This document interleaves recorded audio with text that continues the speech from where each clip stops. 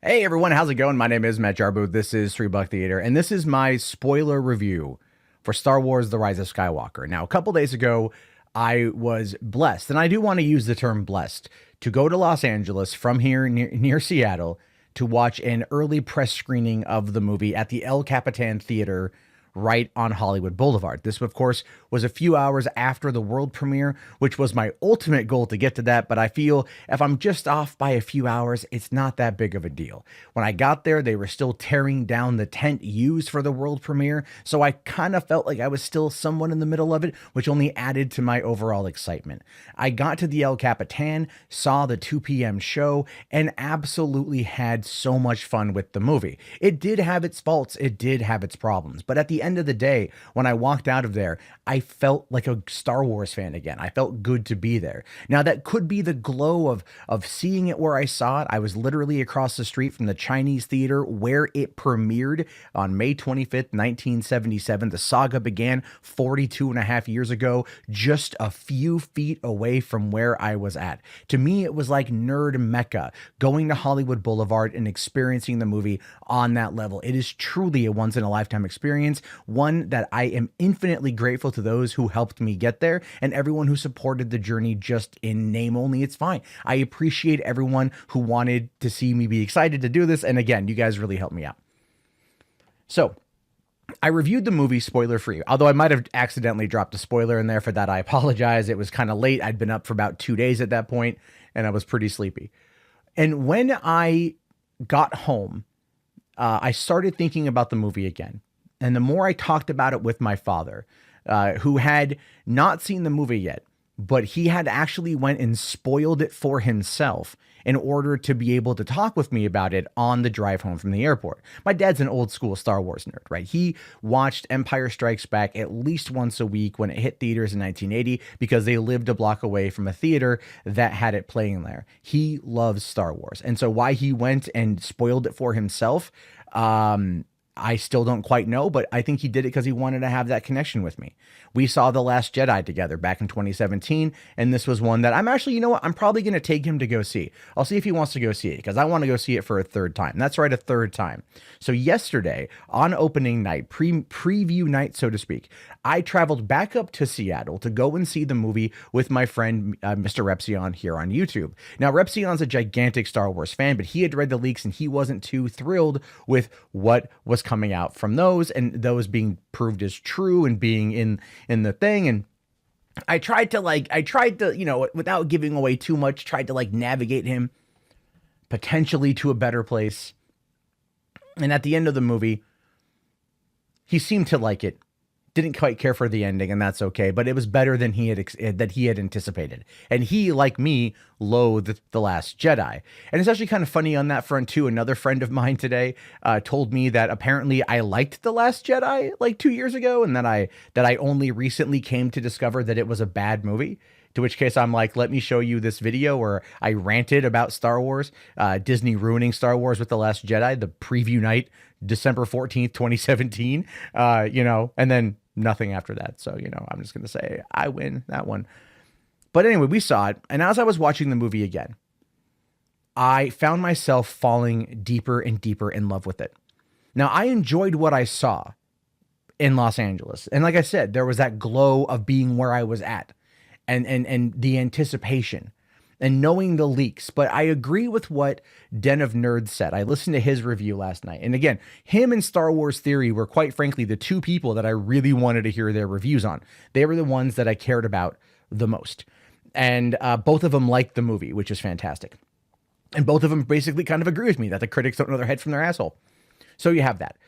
But one of the things he had said, this is B. Josh from Den of Nerds, he had said that when he was watching the movie, he felt like he was watching it on eggshells, right? Kind of waiting for the other shoe to drop. He knew the leaks, he knew what was coming, but he was just kind of braced for anticipation of not liking it. And that never happened. And to an extent, that somewhat diminishes his first go through with the movie, as it did to some extent diminish my first go through with the movie, because I was expecting the next thing to happen. I was waiting to see how it was going to play out. I'd seen the leak screenshots. I'd read the leaks, all of those things. And I was just kind of bracing for impact, so to speak. But when I was watching it again yesterday, all that was gone. All that was gone. A 2 hour and 21-minute movie that many people are arguing takes place at breakneck speed, which they would be right about, felt slower paced to me now. I could breathe. I could enjoy the surroundings. I could enjoy the scenery. One of my favorite little things was the fact that, and this was not something we got introduced to specifically in the film, but there's a Mon Calamari, and Poe refers to him as Junior. And it didn't dawn on me until the second viewing that that was Akbar's son. We got a little bit of justice for Akbar, another way to give a gigantic FU to The Last Jedi. And I love that. I love that little detail. There's a lot of little details in the movie that I think really work. A lot of things in this movie that really kind of hit me square in the feels. Though, and I'm going to jump all over the place on this one because I'm not going through it chronologically. I'm going to jump all over it, things I want to talk about first. This is a spoiler review, by the way. You should know this. I'm going to make sure that it's abundantly clear. But when the whole thing with Kylo Ren dying, right? Not the end of the movie, but like right at the end of the second act, when they're fighting and Leia gives her last bit of force energy to like distract Kylo. I still don't quite get Leia, why she did what she did, but my interpretation of it now is more about the fact that she wanted to bring Kylo home, and she knew that she had to do something in order to do it. And he had just said, right? He had just said to her, to Rey, right before then, like, you can't go back to her now. You know, you can't go back to her like I can't go back to her. You know who you are. You know what you are. You can't go home. And since the entire like Rey's arc from the films have all been about her trying to find herself and her trying to find her family, her tribe, and her namesake, that was what you could tell. That's what Kylo wanted. He wanted to go home to his mom. And I think anyone out there has those moments where they just want to call their mom on a very bad day and say, Mom, can you please tell me everything's going to be all right? Like one of my favorite moments from the BVS Ultimate Edition is when Clark is just frustrated at the world over what's going on with all the anti-Superman hate. And he just calls his mom because he just wants to hear that everything's going to be okay. And his mom, Ma Kent, just goes, fuck 'em. You don't know him anything, these people, right? And she tells her son what he needs to hear, knowing that he won't actually do it, but just what he needs to hear in that moment to know that it's going to be okay. And that's one of the things that I think that scene was. And so when that scene happened and she says, Ben, and he turns and just like he looks and it's like he sees his mom, right? And then he's enough for Daisy to Rey to strike him with his own lightsaber and bring him down. And then she realizes what she had done. So she heals him because that's who Rey is. Because she has the heart. She has the spirit. That's who she is. That is her character, right? Palpatine wants to take that from her, but that's who she is. Here is Ben Solo, Kylo Ren, a man who's made her life hell for the last couple years, a man who's wanted to turn her to the dark side, to make her as evil as he is. And in the moment when she won, she beat him, she struck him down. She used the force healing to bring him back to life. Now, people out there have complained about force healing. Look, if you watched Mandalorian this last week, that's where they introduced it. So it is what it is. It's fine. It's canon now. We have to live with it. You don't have to like it necessarily, but you got to live with it. So she does that. She brings him back. But she realizes she's so conflicted, so full of emotion about, is she good? Is she bad? Who is she? Does she have a home? Does she not have a place? Where is she going? What is she doing? So she does what she thinks she needs to do, which is follow in Luke's footsteps from The Last Jedi of just isolation and not let anyone get to her and just cut herself off and be done with it, right? The fearful way out. But she looks at Ben and she goes, you asked me if I would have taken your hand, and I would have taken Ben's. And then she leaves. And I love that moment, because there was always a connection between them. And I always thought it was going to be some weird love triangle between like Rey and literally every other character. But it turns out I was wrong. JJ didn't focus on a love triangle. He focused on the two characters, star-crossed lovers, a Romeo and Juliet situation. Instead turned Finn and Poe into family. And their love for each other was so deep in this movie. I loved it. Right? When Rey's like, I have to go do this alone, which is a standard Star Wars trope. And Finn goes, yeah, alone with friends. Like, I just loved it. It's like, no, F you, you're coming with us, or we're coming with you. We're all going together. We're all going to be on this journey together. Something we didn't get from the last movie. Again, just another small little example of why they moved so far away from The Last Jedi. They move so far away from this movie. They did everything they could to move away from it, and it makes me love it even more. And then, of course, like she leaves, but then what I loved was Kylo standing there, and he's just like, now he's Ben, Kylo is dead. And then you hear, hey, kid.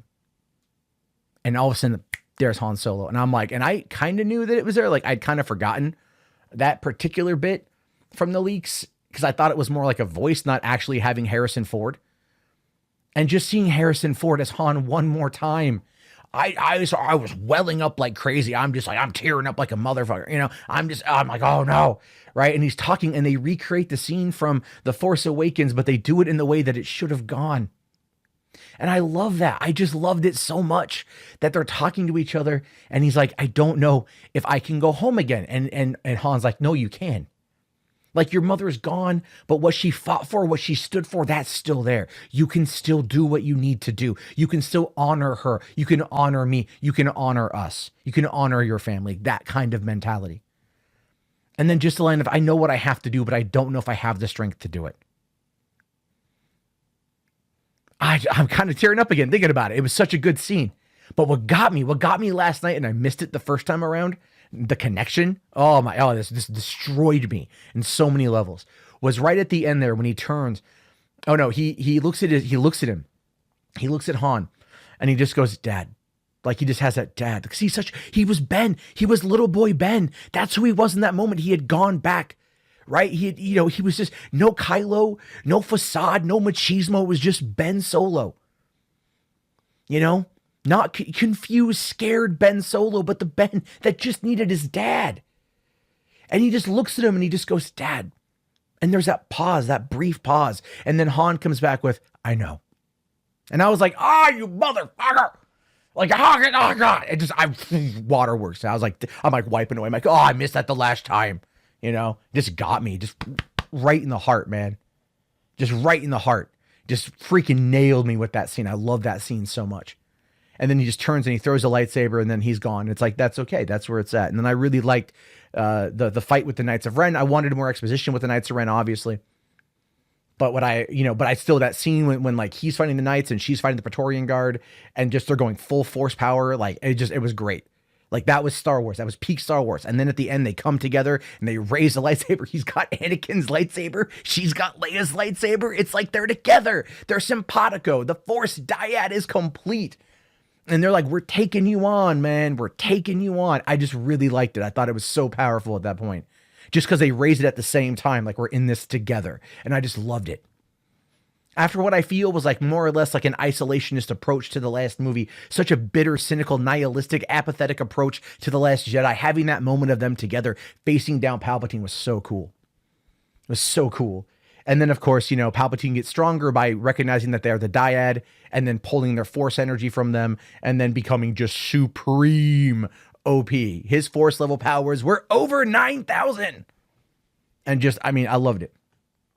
I freaking loved it. I wanted more Palpatine. That was probably a complaint of mine. Needed more Palpatine. But it makes sense. We needed a bit more, people have been arguing with me on Twitter all day, but they didn't say anything about like how Palpatine, I know if you really look, if you pay attention, they may not say it. They may not hold your hand as you cross the street, but they guide you to it. Right? When Kylo first goes and sees Palpatine, and the first 6 minutes of that movie are like straight up lit. I love the first 6 minutes of that movie. They do that, and like he's like, he's like, he goes like, how, basically he basically says like, there are some powers that the Sith has some powers that some would consider to be unnatural. I'm butchering the line, but the line's there. Now, why does he say it like that? Because it's an immediate callback to the tale of Darth Plagueis the Wise from Revenge of the Sith, arguably the best scene in Revenge of the Sith. I actually went and rewatched that scene a couple times today. I just love it so damn much. So does J.J. Abrams. And I talked about that too a while ago. And when J.J. had said that was his favorite scene from the prequel series, and I'm like, that's going to tie into this movie. That just makes a lot of sense. Because the line that he had said, that Sidious or Palpatine had said to Anakin back then, was that Darth Plagueis the Wise could in fact manipulate midichlorians to create life, which at that point kind of basically says that he created Anakin. Okay, that Palpatine created Anakin, and that all things. Then he had also the ability to manipulate midichlorians to keep the ones you love alive, controlling death. I mean, that minute 45-second scene is so damn pivotal to this movie and to the sequel trilogy in general that once you really start breaking it down, you're like, JJ fucking nailed it, man. He absolutely nailed it. He got it. He figured it out. That was what he was going for. And it's all the plot's all there. It's hidden in dialogue. You got to pay attention. That's the great thing about this movie. There's a lot that's a little bit there in dialogue and it ties into all the other movies. And I freaking loved it. I thought that was great. I thought that was amazing. So you've got that whole situation, right? Then later on, he says, I've died before. Again, tying it back in that, we know that when Darth Plagueis had his apprentice, Sidious, and Sidious learned everything he could from Plagueis, he killed Plagueis, as is kind of the Sith tradition. And that is what he wanted this to happen here. He wanted Rey to, in that moment, basically to become his apprentice and strike him down in order to complete the training. And remember that line from Return of the Jedi when they're in the throne room and he wants Luke to strike him down in anger. He wants him to do it. Why? Because he was going to transfer his essence into Luke and to become the ultimate supreme emperor.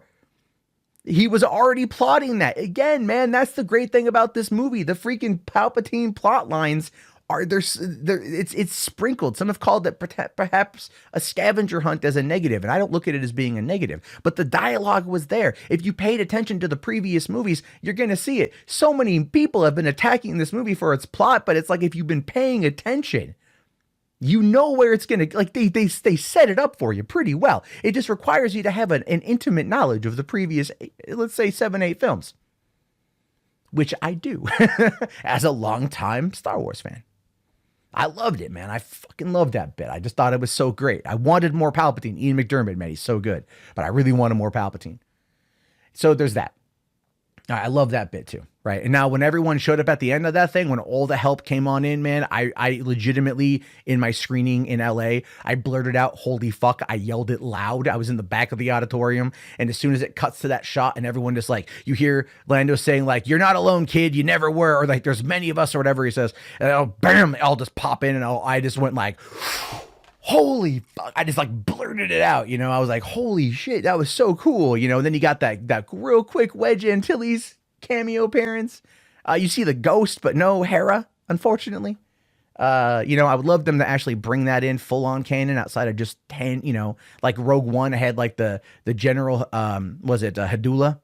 Is that her name? No, I forget her last name. But like from Rebels and whatnot, like they referenced her and stuff, which is pretty dope. And so yeah, like they had that, and I like the final fight scene. People are complaining about the horses in space. Didn't bother me at all because like I would like there to have been a little bit more explanation of like why they needed them, because there's that one line of dialogue that's all like, oh, be sure to lock down their speeders. They don't have speeders, sir. What? And then down come the horses. But like as I told my friend who was complaining about it, I'm like, this is a space western, so having horses just kind of makes sense. Right? I mean, it just kind of makes some sense. Not the most sense in the world. In fact, after you see them, you don't really see them again, to be fair. Like, you don't know how they get the horses out of there. Do the horses live? Do the horses die? What happens? We have no idea. You guys kind of have to go, oh, that's kind of cool, and then put it out of your mind. That's about it. Like I'm saying, the movie ain't perfect. That's kind of a bad spot, but still, it doesn't bother me as much as it's bothering other people. What else is there? Let's see. I would love to have known more about Ochi, the Jedi Hunter. That seemed like a pretty cool villain, one that we only got like one shot with.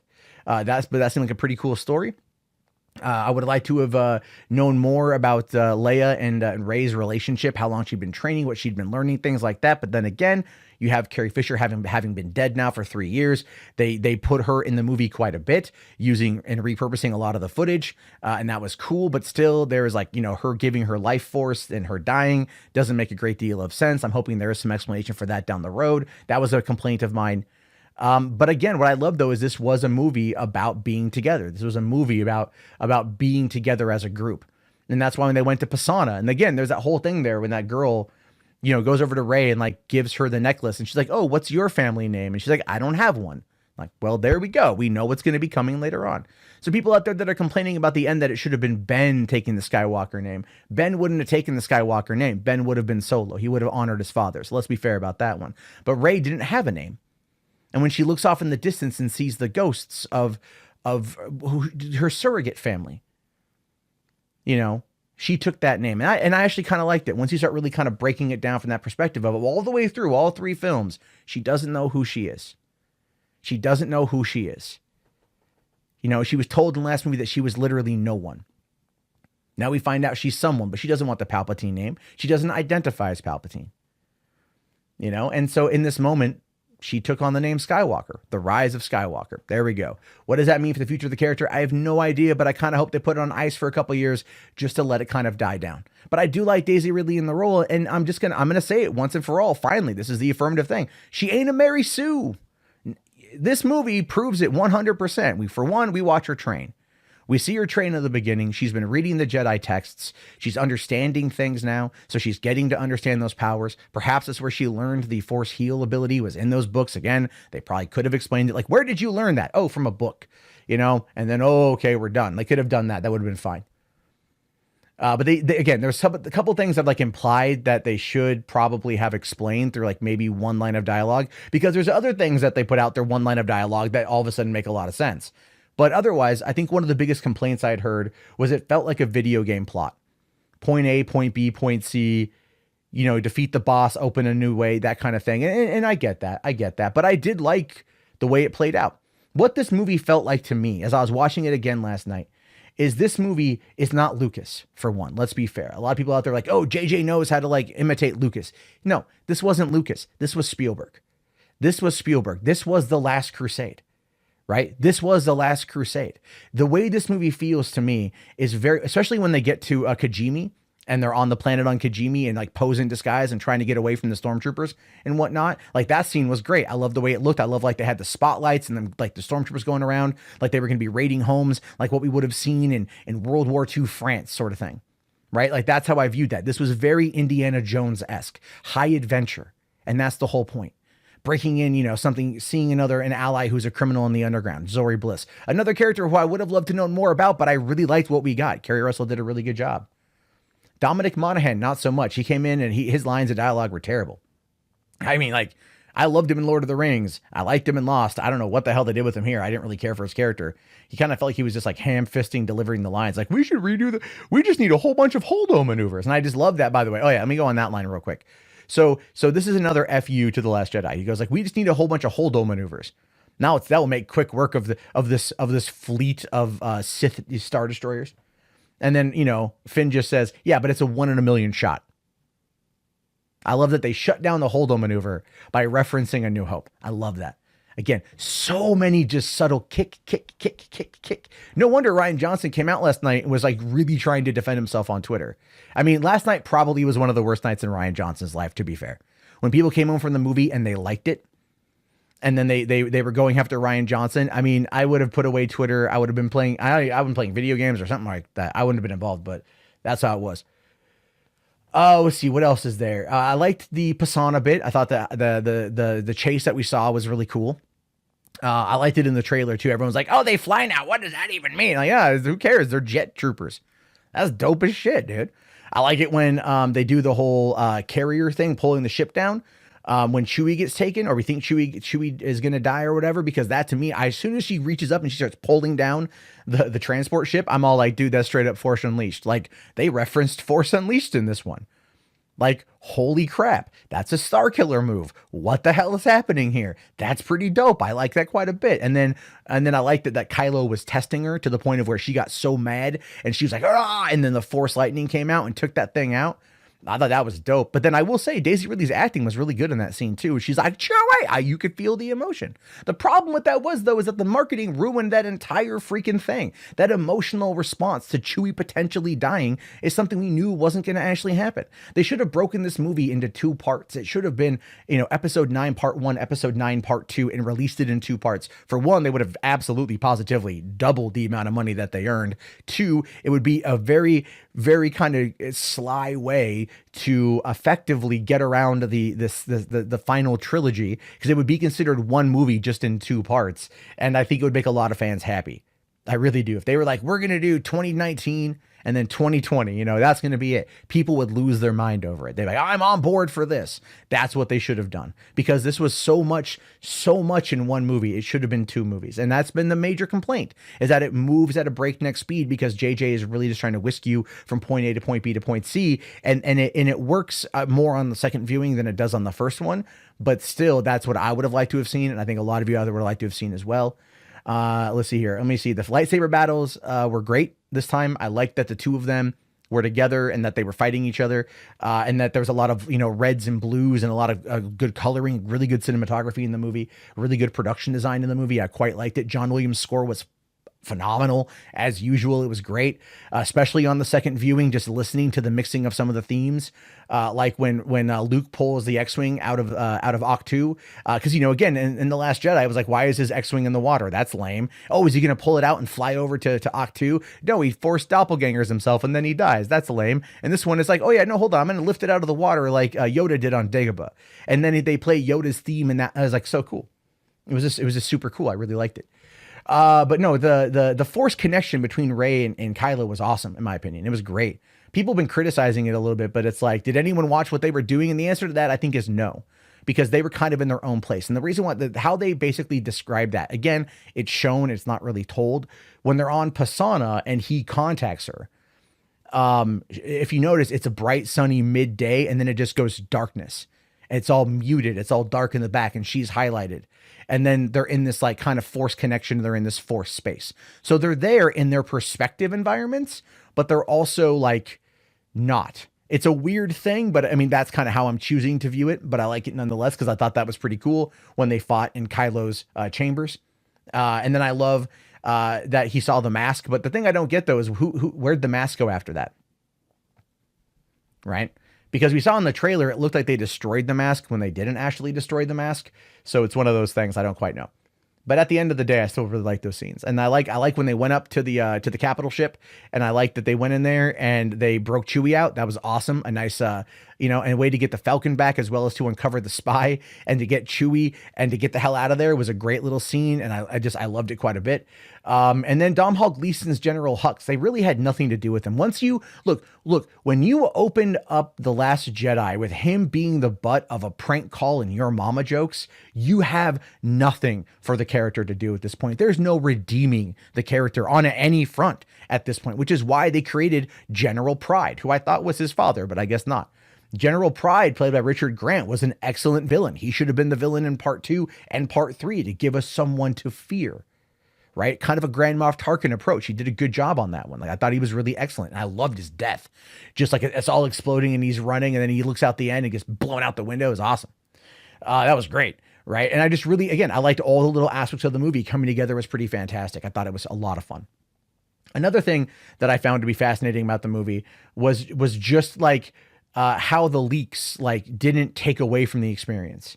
Because at the end of it, I realized it's an adventure. It's like a high octane adventure. It's a lot of fun. And I found myself just getting completely caught up in it. Like when Leia died and they get back and they tell everyone that she's gone, and then Chewie just like drops to his knees and he's like, or I was like, no, you tear my heart out, man. Like, I just teared up both times I saw it. I teared up. I was real sad about that, because I thought to myself, like, man, damn it. Right. Because we never got the chance to grieve for Carrie. In episode 7, we didn't get the chance, or episode 8, sorry. We didn't get the chance to grieve for her. She's been dead for 3 years. I cried when she died in real life, but I like that all 3 were in this movie. And they all had speaking lines, if not much. I did enjoy, the Luke Skywalker, cameo. I thought that it was good because it completely undid The Last Jedi. Just when he was like, I was wrong. I gave in to fear. Like, that's my Luke. And I love that, like, they never showed his left hand. He had it covered by he had it covered by the cloak. You never saw that he didn't have a hand there, because that was one of Mark Hamill's criticisms from The Last Jedi, that when he disappeared, why did the metal hand go with him? That makes no sense. It was non-organic, right? So what the hell's happening here? And of course, this time around, it's a subtle little thing. It's a real subtle little thing, but they worked on it real well. So there's a lot there. Like, I'm trying to think of anything else that I might have missed here. There's, I loved Palpatine. I loved Rey. I loved the ending of it. I wanted more time with Ben. Oh yeah. The Reylo kiss. I liked it. I did. I did. I really did. Adam Driver's acting was really good in that scene. So was Daisy Ridley. He was hurt. He was really hurt. So he gave the rest of his life force, which is a light side power, not a dark side power, in order to heal Rey, to bring her back from the dead. And then that was just too much for him. Now, people have argued, couldn't Rey have brought him back? But it's kind of like one of those, like, would it have killed Rey sort of thing?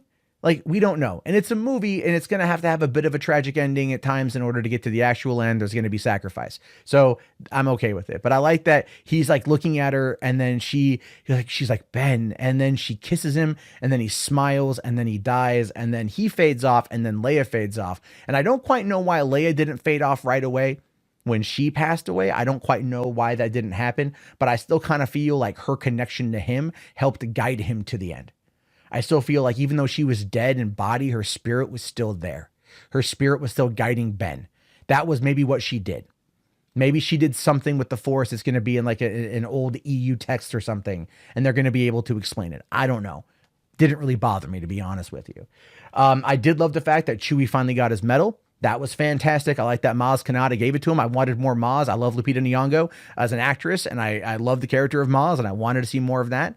Not just through a hologram where she's fighting some people somewhere or another, but to actually have her be there was awesome. There was that lesbian kiss. I didn't care about that one bit, like not in a negative. I thought it was kind of sweet, people kissing after that. People in the Resistance are going to kind of find love with one another. Rose Tico was nowhere near as annoying as she was in The Last Jedi, but they also completely tossed her to the side. I mean, Kelly Marie Tran did it. Congrats to her for doing it.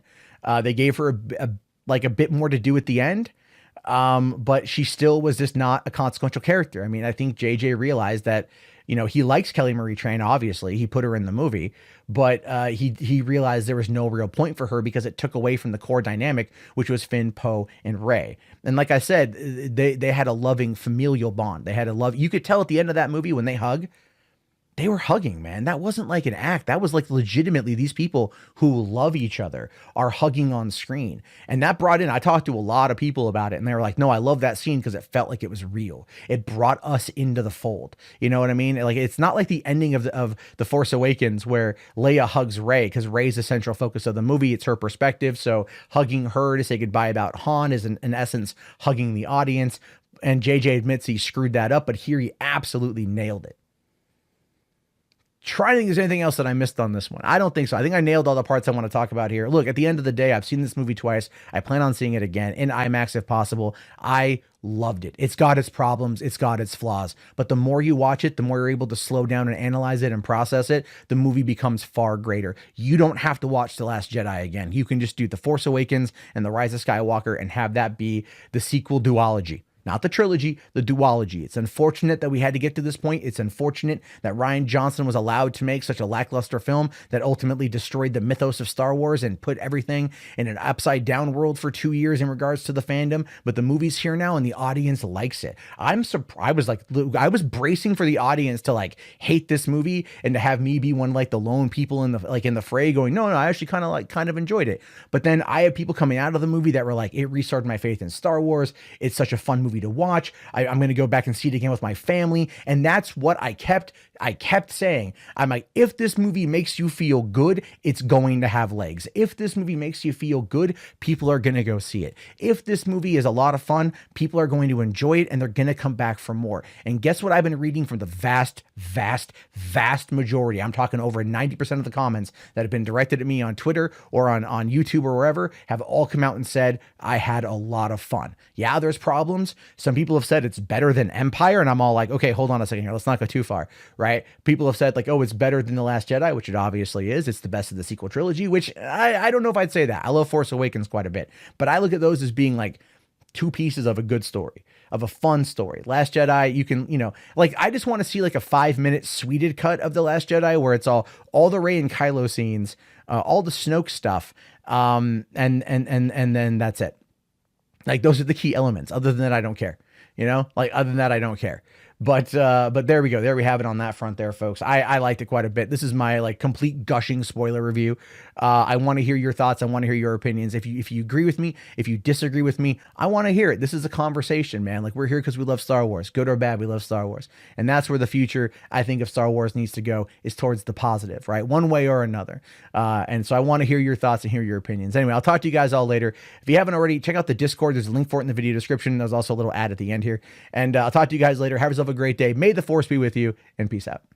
Hey, thank you very much for watching the video. If you want to keep the conversation going, and if you made it this far, you clearly do, come on in and join the Discord. Link is in the video description. Can't wait to see you there. Have yourself a great day, and peace out.